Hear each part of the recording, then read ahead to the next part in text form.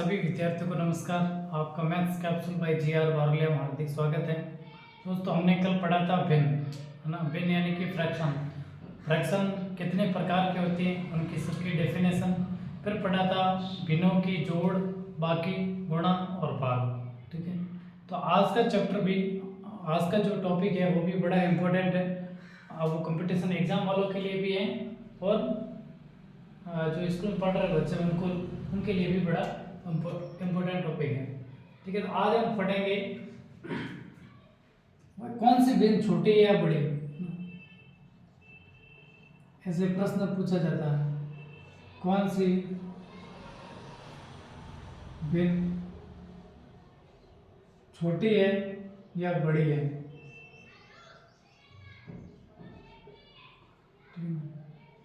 अब ये question competition exam के लिए भी है और किसी भी क्लास के लिए है। तो कि कौन सी भिन्न छोटी या बड़ी है ना। अपने को भिन्न दे दी, अब संख्या हो तो बताना आसान है कि यहाँ पे लिख दिया ये 7 है, ये 9 है, ये 8 है।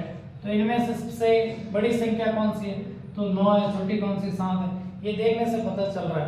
लेकिन अगर कोई भिन्न दे दे, ऐसे जैसे 2/5, 3/4, अब कहे इन दोनों में से छोटी कौन सी, इन दोनों में से बड़ी कौन सी है, तो इनको देख के इनके जैसे अंदाजा नहीं लगा सकते। तो फिर हमें एक फॉर्मूला यूज करना पड़ेगा जिससे ये पता चले। ठीक है, तो कौन सी भिन्न छोटी या कौन सी बड़ी है, इसके लिए हम क्या करेंगे। मान लो ये 2/5 दे दी, 2/5 या 3/4। ठीक है ना, दो ये भिन्न दे दी। तो हम इसका पता कैसे करेंगे कौन सी छोटी है कौन सी बड़ी है। ऐसे इनको ऐसे लिख देंगे। ठीक है, तो पहला तरीका है कि इस ऊपर वाले 2 में 5 का भाग दे। तो ऐसे 2 में 5 का भाग देंगे। अब भाग देना सबको आता है, 0 बार फिर पॉइंट, यहाँ पे 0 और 0.4, 20 और भाग हो गया खत्म। ठीक है ना, तो 0.4।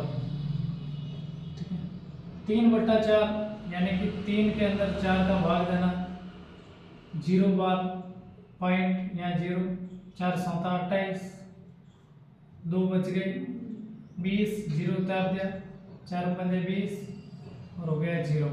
ठीक है, तो 0.75।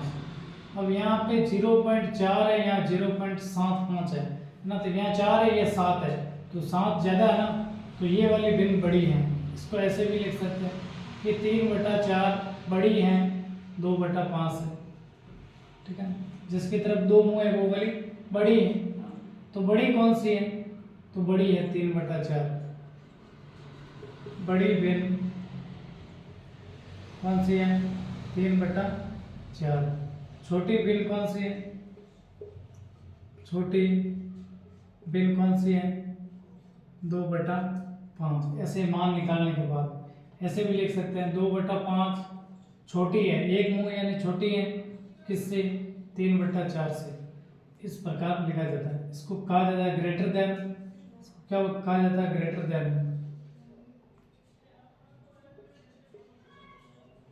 इसको बोला जाता है ग्रेटर देन, इसको बोला जाता है लेस देन। ठीक है, ऐसे बोला जाता है लेस देन 2/5 लेस देन 3/4 ऐसे। ठीक है, 2/5 लेस देन 3/4, इस प्रकार से ना। तो पहला टॉपिक ये था कि कौन सी भिन्न छोटी या बड़ी है। इससे तो आज के बाद मेरे हिसाब से कोई दिक्कत नहीं होगी भिन्न बताने में कि कौन सी भिन्न बड़ी है और कौन सी छोटी है। इस फॉर्मूले से हम इसका पता कर सकते हैं। इसका शॉर्ट तरीका अपनाना, शॉर्ट ट्रिक जिसे कहते हैं। अगर इसको ट्रिक से करें तो कैसे करेंगे, इसको ट्रिक करेंगे तो 2/5 है और एक 3/4 है। तो आपको ट्रिक के लिए आपको क्या करना है, आपको इसके ऊपर वाली संख्या के पीछे 0 ऐसे मान लेना है। ठीक है, ऊपर वाली संख्या के पीछे ऐसे 0 लगा देना, एक 0 लगा देना, एक इसके भी लगा देना, लगा दिया। अब 20 में 5 का भाग दिया तो 4 बार, 30 में 4 का भाग दिया तो 4 7 28, 4 7 28, 2 और 4 5 20।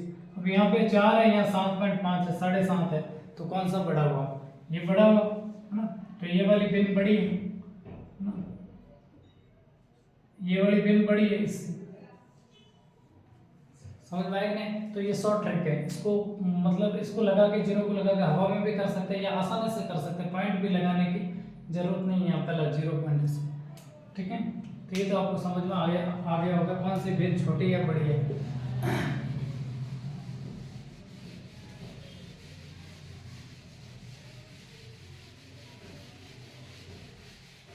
ठीक है, ये सभी के लिए इम्पोर्टेंट है क्लास, और ये बेसिक है। ठीक है, फ्रैक्शन में अब एक और इम्पोर्टेंट टॉपिक है, इसमें टॉपिक का भाग है, पार्ट है, वो है आरोही क्रम। क्या है? आरोही क्रम, यानी भिन्नों का आरोही क्रम। अब सबने पढ़ा होगा आरोही क्रम का मतलब है आरोही, यानी छोटे से बड़े क्रम में, छोटे से बड़े क्रम में, या कह सकते हैं बढ़ते हुए क्रम में, बढ़ते हुए क्रम में। संख्याओं को बढ़ते हुए क्रम में लिखना आरोही क्रम कहलाता है। ठीक है, अब ऐसे तो ये तो इसकी डेफिनेशन होगी। अब परीक्षा में आता है, एग्जाम्पल ऐसे आता है, एक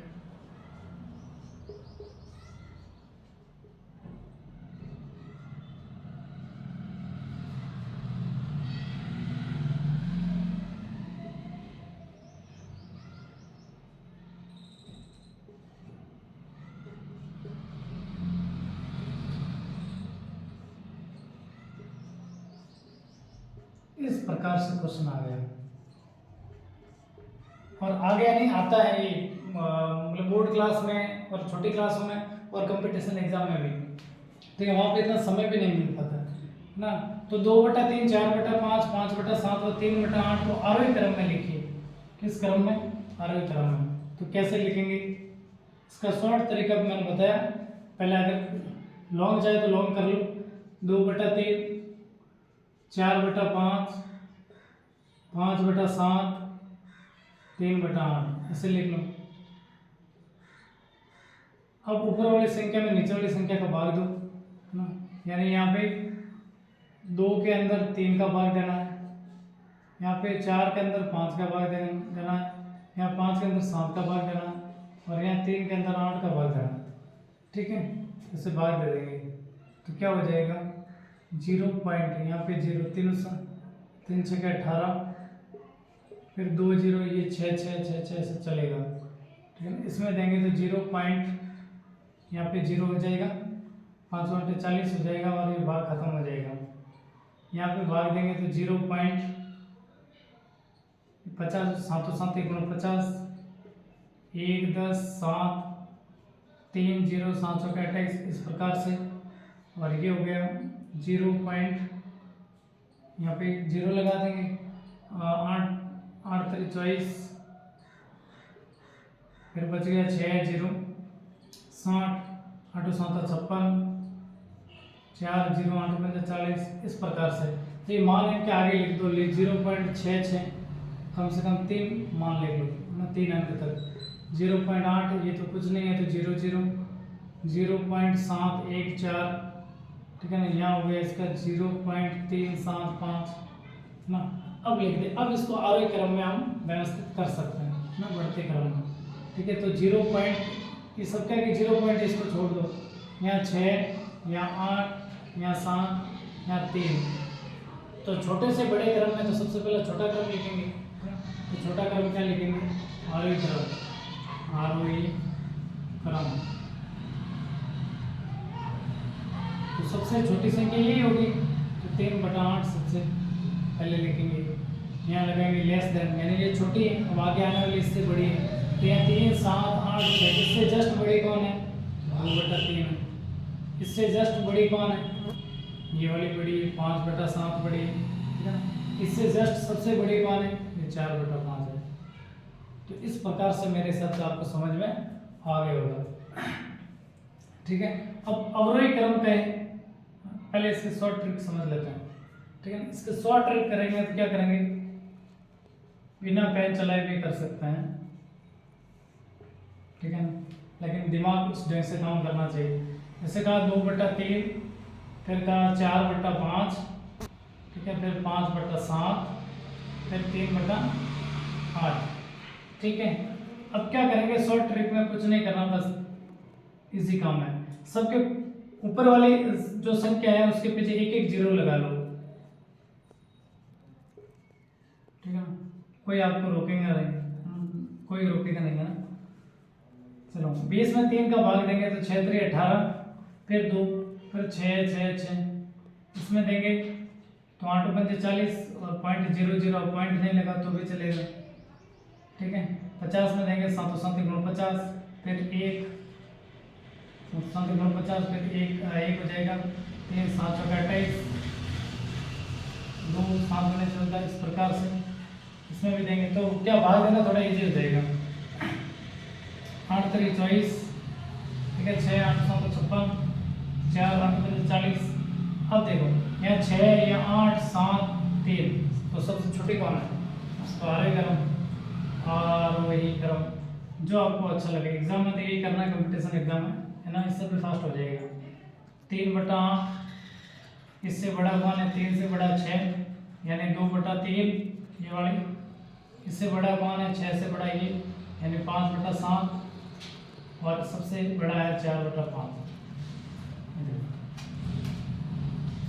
मजा आया कि नहीं आया, तो इस प्रकार से मजे ले लेते हैं, ठीक है। तो ये हो गया आरोही क्रम। आरोही क्रम का मेथड और शॉर्ट ट्रिक दोनों आपको बता दिए, किसी भी विधि से कर सकते हो। अब आगे चलते हैं, ठीक है, अवरोही क्रम।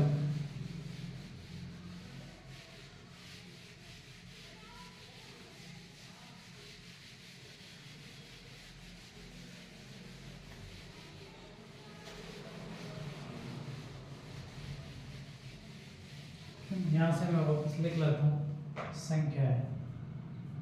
अब अगला है अवरोही क्रम। अवरोही क्रम, अवरोही क्रम का मतलब बड़े से छोटा क्रम, बड़े से छोटे क्रम की आवृत्ति,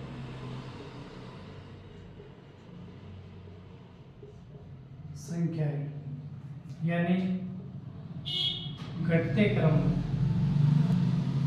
घटते क्रम में, है ना। पहले ज्यादा फिर कम कम कम, ऐसे है ना। सबसे पहले सबसे बड़ी संख्या, इस प्रकार से। अब क्वेश्चन आ गया वैसे कि 3/8, 5/7, 4/5 व 2/3 को अवरोही क्रम में लिखे।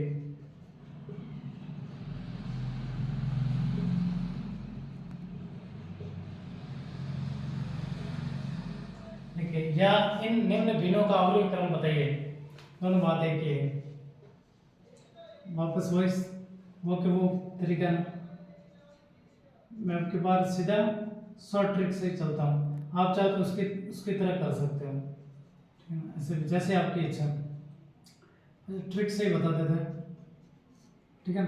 तो ट्रिक में सबके ऊपर वाले अंक पे क्या लगा देंगे, 0 लगा देंगे,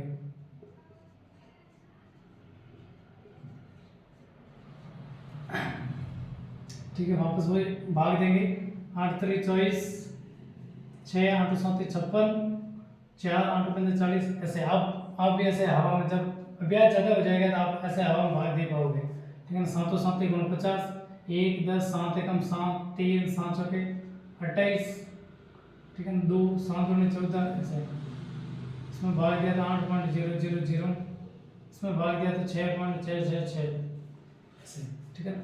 अब अवरोही क्रम है, तो अवरोही क्रम का मतलब घटते क्रम में लिखना, तो यहाँ लिखेंगे अवरोही क्रम।